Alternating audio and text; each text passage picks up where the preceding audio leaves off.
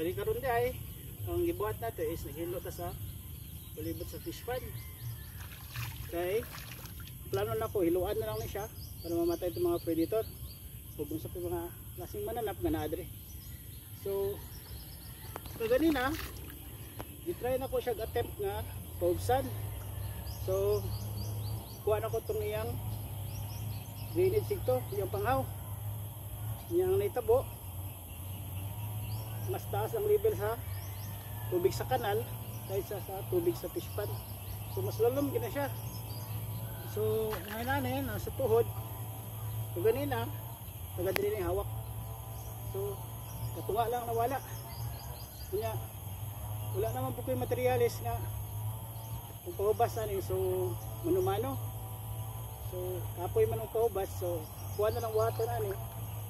Ang nuwan na ako ni siya.